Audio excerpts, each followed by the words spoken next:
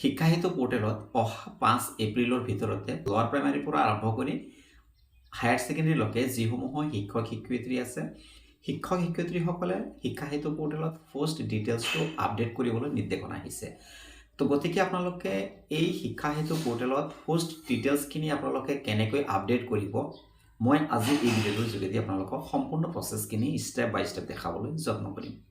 যদিও মই আগতে এই চেনেলত আপলোড কৰিছোঁ কিন্তু মই আজি লাইভ প্ৰুফ আপোনালোকক দেখাবলৈ যত্ন কৰিম যে আপোনালোকে কেনেকৈ অতি সহজতে নিজৰ মোবাইলতে পোষ্ট ডিটেইলছখিনি আপডেট কৰিব।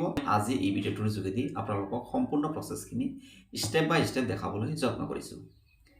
গতিকে চাপাইদেউসকল আশা কৰিছোঁ ভিডিঅ'টো সম্পূৰ্ণ শেষলৈকে চাব আৰু যদি আপোনালোকে চেনেলটোত প্ৰথমবাৰৰ বাবে ভিজিট কৰিছে চেনেলটো ছাবস্ক্ৰাইব কৰি ল'ব, কিয়নো শিক্ষা বিভাগৰ লগত জড়িত ইনফৰমেশ্যনখিনি যাতে আগন্তুক সদায় আপোনালোকে পাই থাকে। তেন্তে বলক আমি মোবাইল স্ক্ৰীণতে গোটেইখিনি প্ৰচেছ চাই লওঁ। আপোনালোকে যিকোনো এটা ব্ৰাউজাৰত যাব, ক্ৰোম ব্ৰাউজাৰ বা গুগলত যাব। ক্ৰোম ব্ৰাউজাৰ বা গুগলত যোৱাৰ পাছত আপোনালোকে ইয়াতে shikshasetu.assam.gov.in আপোনালোকে যি লিংকটো দেখা পাইছে ইয়াতে ক্লিক কৰিব। ইয়াৰ পাছত আপোনালোকে পুনৰ shikshasetu.assam.gov.in ইয়াতে আপোনালোকৰ নিজৰ বিদ্যালয়ৰ ইউজাৰ আইডি পাছৱাৰ্ড ডিষ্ট্ৰিক্ট আৰু কেপচাৰটো দি আপোনালোকে লগইন কৰি ল'ব। লগইন কৰাৰ পাছত আপোনালোকৰ যেহেতু আমি টিচাৰ প্ৰফাইলটো আপডেট কৰিব লাগিব তাৰ বাবে আপোনালোকে লেফ্ট কৰ্ণাৰত যি তিনিডাল আঁচ দেখা পাইছে আপোনালোকে এই তিনিডাল আঁচত জাষ্ট আপোনালোকে ক্লিক কৰি দিব। ইয়াতে ক্লিক কৰাৰ লগে লগে আপোনালোকে ইয়াতে বহু কেইটামান অপশ্যন দেখা পাব।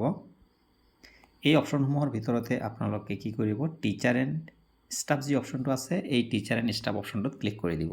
ইয়াতে ক্লিক কৰাৰ পাছতে আপোনালোকে টিচাৰ এণ্ড ষ্টাফ লিষ্টিঙত ক্লিক কৰিব।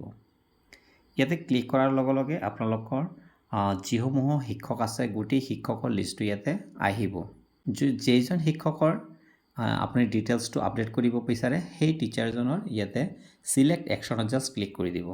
ইয়াতে ক্লিক কৰাৰ লগে লগে আপোনালোকে view, edit, transfer, view leave balance এনেধৰণৰ অপশ্যনসমূহ দেখা পাব। জাষ্ট আপোনালোকে ইডিটত ক্লিক কৰি দিব। ইডিটত ক্লিক কৰাৰ লগে লগে আপোনালোকে ইয়াতে আপোনালোকৰ যি পোষ্ট ডিটেইলছসমূহ আছে গোটেইখিনি ইয়াতে শ্ব' হ'ব। তো আপোনালোকে কি কৰিব, আপোনালোকৰ নিজৰ নামটো দেখা পাব। ইয়াৰ পাছত গোটেই ডিটেইলছখিনি আপোনালোকে ইয়াতে শ্ব' হ'ব। তো গতিকে আপোনালোকৰ ইয়াতে ডিৰেক্টৰেট যি অপশ্যনটো আছে জাষ্ট আপোনালোকে ইয়াতে ক্লিক কৰি দিব। ইয়াতে ক্লিক কৰাৰ লগে লগে চাওক আপোনালোকৰ কোনটো কেটেগৰী হয়, যোনটো হয় এইটো আপোনালোকে চিলেক্ট কৰি দিব।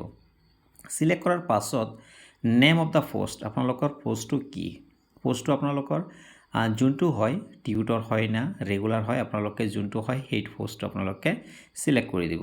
চিলেক্ট কৰাৰ পাছত চাওক পোষ্ট কেটেগৰীটো ইয়াতে চিলেক্ট কৰিব। ইয়াতে চিলেক্ট কৰাৰ পাছত এছিষ্টেণ্ট টিচাৰ হয় না আপোনালোকে এছিষ্টেণ্ট টিচাৰ SRD হয়, আপোনালোক না হিন্দী টিচাৰ হয় না ছায়েন্স গ্ৰেজুৱেট টিচাৰ হয়, যোনটো হয় আপোনালোকে এইটো চিলেক্ট কৰি দিব। চিলেক্ট কৰাৰ পাছত আপোনালোকৰ মই CRCC হয় গতিকে ৱৰ্কিং এজ CRCC BRB ইয়াতে CRCC বুলি মই চিলেক্ট কৰা আছে আগৰে পৰা। তো গতিকে আপোনালোকে ইয়াতে এইটো যাৰ নাই আপোনালোকে এইটো দিব নালাগে। ইয়াৰ পাছত আছে mode of requirement. Mode of ৰিকুৱাৰমেণ্টটো আপোনালোকৰ যোনটো হয় এইটো আপোনালোকে দি দিব। দি দিয়াৰ পাছত আপোনালোকে তললৈ আহিব। আপোনালোকৰ আগতে যদিও জইনিং অৰ্ডাৰটো আপলোড কৰা আছে কিন্তু আকৌ ইয়াত চাওক আপলোড এপইণ্টমেণ্ট লেটাৰ, অৰ্থাৎ আপোনালোকৰ যি এপইণ্টমেণ্ট লেটাৰখন আছে সেই এপইণ্টমেণ্ট লেটাৰটো আপলোড কৰিব লাগিব।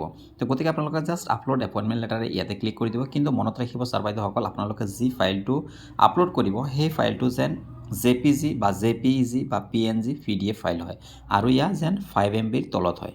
তো গতিকে জাষ্ট আপোনালোকে ইয়াতে ক্লিক কৰি দিব। ইয়াতে ক্লিক কৰাৰ লগে লগে আপোনালোকৰ কেমেৰা অপন কৰিব পাৰে বা আপোনালোকে যদি মোবাইলত ছেভ আছে তেতিয়াহ'লে আপোনালোকে সেই ছেভ কৰা PDF ফাইলটো বা JPG যোনটো মই কৈছিলোঁ সেইমতে আপোনালোকে ফাইলটো চিলেক্ট কৰি দিব। চিলেক্ট কৰাৰ পাছত নেক্সট যি অপশ্যনটো দেখা পাইছে এই নেক্সট অপশ্যনটোলৈ জাষ্ট ক্লিক কৰি দিব। ইয়াতে ক্লিক কৰাৰ লগে লগে নেক্সট এখন পেজলৈ যাব আৰু এই পেজটোত আপোনালোকে প্ৰায় গোটেইখিনি ফিল আপ থাকিব, কিন্তু এটা বস্তু দিব লাগিব। আপোনালোকে নেক্সটত ক্লিক কৰক। নেক্সটত ক্লিক কৰিলে চাওক আপোনালোকে supporting document for DOB date of বাৰ্থৰ কাৰণে এটা ছাপৰ্টিং ডকুমেণ্টছ বিচাৰিছে। ইয়াতে জাষ্ট আপোনালোকে ক্লিক কৰি দিব। ইয়াতে ক্লিক কৰাৰ লগে লগে চাওক আপলোড চাৰ্টিফিকেটত দেখাইছে, অৰ্থাৎ আপোনালোকে এখন চাৰ্টিফিকেট দিব লাগিব, অৰ্থাৎ হয়তো আপোনালোকে মেট্ৰিকৰ এডমিটখন দিব লাগিব নহ'লে বাৰ্থ চাৰ্টিফিকেট দিব লাগিব। তো গতিকে আপোনালোকে ইয়াতে ক্লিক কৰিব। ইয়াতে ক্লিক কৰাৰ লগে লগে আপোনালোকৰ গেলাৰী অপেন হ'ব। মনত ৰাখিব ছেম প্ৰচেছত আপোনালোকে 5 MBৰ তলত যেন হয়।